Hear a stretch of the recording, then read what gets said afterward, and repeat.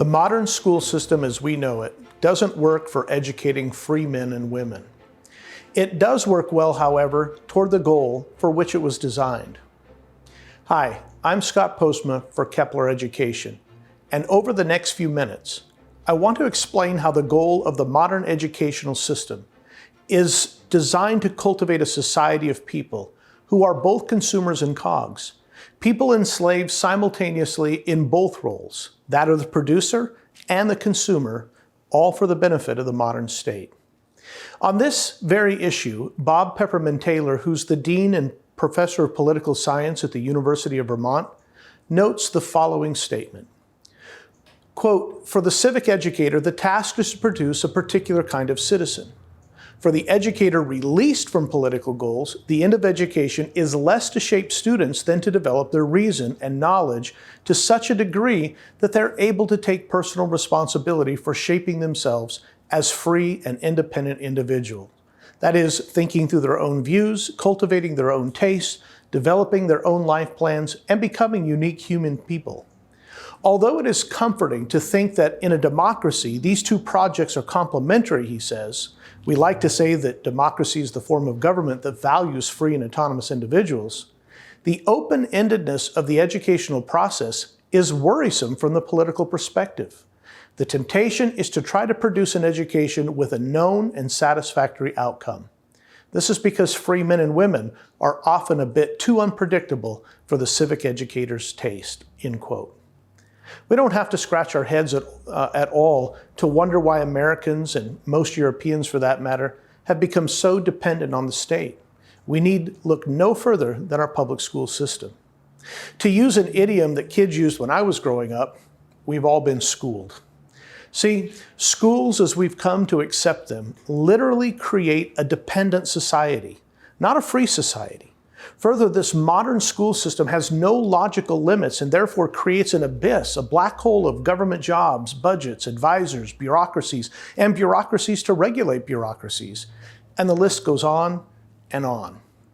Unfortunately, many Christian schools, even classical Christian schools, are simply modeled after public schools, but adorned with Bible classes and weekly chapel. While the motivation of Christian and private schools are to be admired, for one, I've myself started two schools and understand the motivation. But by copying the model of the education introduced by Horace Mann, Christians are doing little more than repainting the grand ballroom of the sinking Titanic. This concept of school, which I'm defining as an age-graded process requiring full-time attendance and an obligatory curriculum, is fairly new to the United States. It's really less than 150 years old and introduced by the 19th century secular humanist Horace Mann, and later followed up with John Dewey. As the Secretary of the State of Massachusetts Board of Education and later a U.S. representative, Mann wanted to reform schools to cultivate citizens loyal to our democratic republic. In his own research, he became fascinated by the Prussian models, and he modeled the U.S. schools after them. As Taylor pointed out in that earlier quote, and as every despot knows, that by controlling the education of the youth, you mitigate the consequences of free thought and you control the direction of the culture, the very destiny of the country. Let me explain how this works briefly and practically. The way schools create this dependent society is to conflate service and substance, or processes and value. And they literally school students to do the same. In schools, students and their parents are conditioned to conflate teaching with learning. In schools, students and their parents are conditioned to conflate grade advancement with education.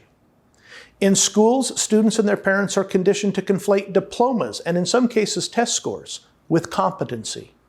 In schools, students and their parents are conditioned to conflate fluency with the ability to say something interesting, new, or intelligent.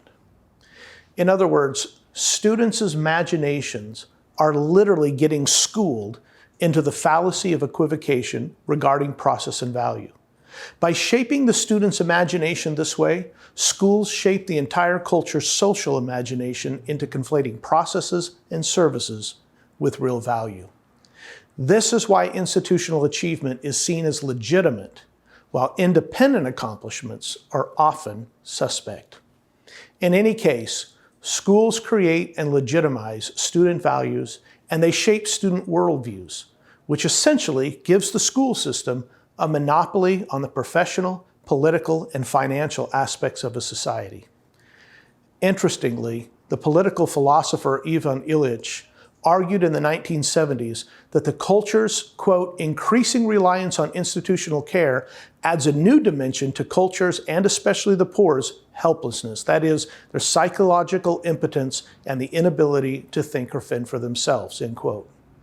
He wrote this in 1971, and all of us in this generation have grown up in a system of institutionalization that appears to be the norm when the institutional nature of our society is really only about a century old. This always makes me think of David Foster Wallace's fish story. In a famous speech titled, "This is Water," Wallace says, there are two young fish swimming along who happen to meet an older fish. And the older fish nods at them and says, "Morning, boys, how's the water?" The two young fish swim on for a bit, and then eventually one of them looks over at the other and asks, "What the heck is water?" Irrespective of Wallace's personal philosophy, his fish story is meant to illustrate the fact that some of the most important realities, ones we would think should be the most obvious to us, are usually the hardest to see. Another example comes from Atul Gawande's fabulous book on being mortal, in which he laments this very same thing about the healthcare system. As a medical doctor himself, he was fascinated by the fact and wondered why so many of his patients and colleagues conflated medicine and medical technology with healthcare. He further laments that death and the process of dying are literally resigned to the institutional management of doctors and morticians. So, we finally come to the place in our society where, other than the poor and the privileged, everyone now enters the world and leaves the world via an institution. It's not only apparent in birth and death, we can actually see this perception of the world everywhere. Think about the way that we make decisions today. What does your teacher say? A parent might ask their child. What does the doctor say? What did the financial advisor say? And most recently, forget the science and what the statistics show, what did the CDC say? You see, institutional thinking gives the state a monopoly on the social imagination. This allows the institutional bureaucracies to set the standards of what is valuable and what is feasible.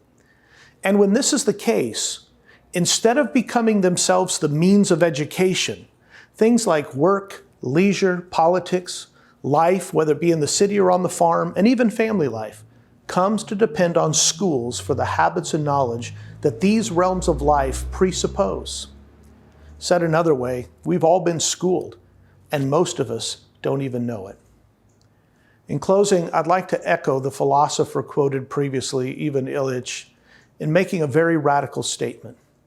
If we want to preserve the culture of free men and women in this country, then we will need to amend the First Amendment of the U.S. Constitution with just two words, or schools.